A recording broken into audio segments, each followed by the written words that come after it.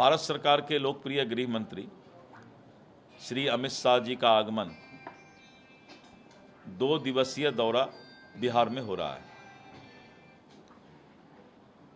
कल रात्रि करीब 7:45 यानी 7:45 बजे रात को पटना एयरपोर्ट पर उनका आगमन होगा। वहाँ से सीधे भारतीय जनता पार्टी कार्यालय आएंगे और भारतीय जनता पार्टी कार्यालय में यहाँ के सांसदों से, बिहार के सांसद, विधायक और महत्वपूर्ण पदाधिकारियों के साथ उनकी एक बैठक है और उस बैठक के बाद प्रमुख नेताओं के साथ, केंद्रीय मंत्री और प्रमुख नेताओं के साथ जो हमारा कोर कमेटी है उसके साथ बैठक चलेगा। दूसरे दिन 11 बजे से लेकर 12 बजे तक बापू सभागार में सहकारिता आंदोलन से जुड़े हुए लोग पैक्स के माध्यम से और कोऑपरेटिव के माध्यम से जो एक नई क्रांति आई है लोगों के बीच और लोग खुशहाल हो रहे हैं, तो वैसे लोगों के लिए एक मसौदा हमारे गृह मंत्री जी लेकर आ रहे हैं और उसके बाद वहीं से पटना एयरपोर्ट से वो गोपालगंज जाएंगे। गोपालगंज पुलिस लाइन में एक विशाल जनसभा को संबोधित करेंगे और वहाँ से आने के बाद मुख्यमंत्री सभा कक्ष में जो है एनडीए की बैठक होगी और बैठक उनके जो निवास का सभा कक्ष है उसमें बैठक होगी और बैठक के बाद माननीय गृह मंत्री दिल्ली जाएंगे।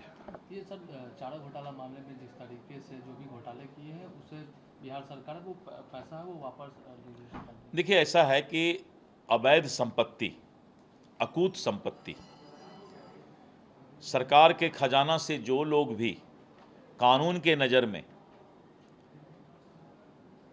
और भ्रष्टाचार के माध्यम से अपनी संपत्ति बनाए हुए हैं, वैसे संपत्ति पर सरकार का अधिकार होता है और सरकार कानून के तरीके से, कानूनी माध्यम से उन संपत्तियों को जब्त करती है। तो ये कानूनन तरीका है जब्त करने का, उसी के अनुसार जब्त करती है। मोदी कैबिनेट आज बिहार को कई सौगात दे दी है। नहीं, मोदी कैबिनेट ने एक बहुत बड़ा सौगात दिया है।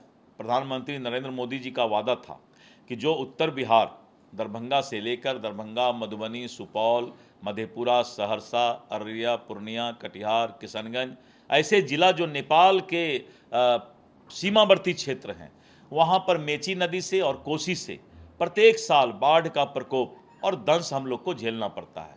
हजारों एकड़ ज़मीन, लाखों एकड़ ज़मीन किसानों का क्षतिग्रस्त हो जाता है, उसके फसल क्षतिग्रस्त हो जाते हैं और सिंचाई की सुविधा नहीं है। तो मैं केंद्र सरकार को धन्यवाद देता हूँ कि केंद्रीय मंत्रिमंडल ने बिहार के कोसी मेची अंतर्राज्यीय लिंक परियोजना को प्रधानमंत्री कृषि सिंचाई योजना के तहत जो है शामिल करने का मंजूरी दिया है और 6,282 करोड़ के इस परियोजना में आज 3,652 करोड़ रुपया केंद्रीय सहायता जो है बिहार को मिला है। तो इससे किसानों में खुशहाली होगा, किसानों का जो है कल्याण होगा। इसके साथ साथ पूर्वी जो हमारा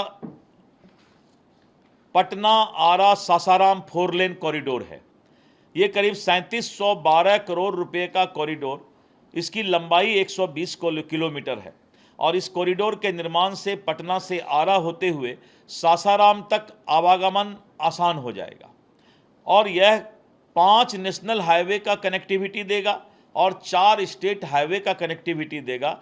तो इसके लिए भी जो है पैसा केंद्र सरकार ने जारी किया है।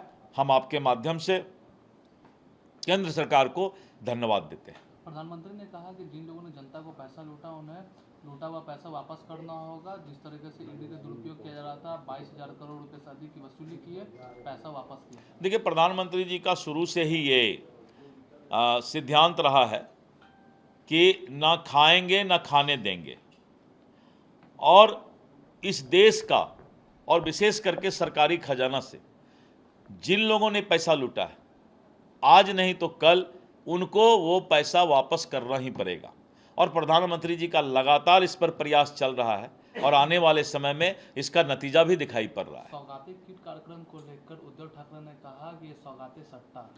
देखिए, उद्धव ठाकरे कपड़ा बदलते हैं तो उनका विचार भी बदल जाता है। उनको अपने पूज्य पिताजी का याद करना चाहिए। शिवसेना जिस विचारधारा पर आगे आया और शिवसेना के जिस विचारधारा से वो महाराष्ट्र में अपनी राजनीति शुरू किए, तो आज उनको सनातन और हिंदू जो है थोड़ा सा तुष्टीकरण के लिए, वोट लेने के लिए ये लोग कुछ भी बोल देते हैं। ममता बनर्जी, समाजवादी पार्टी, राष्ट्रीय जनता दल और अब उद्धव ठाकरे उनके नज़दीक आ गए। तो ये लोग तुष्टीकरण के लिए कुछ भी करते हैं। महाराष्ट्र की जनता इसीलिए उनको माफ़ नहीं किया और आपने देखा कि किस तरह उनका धज्जी उड़ गया।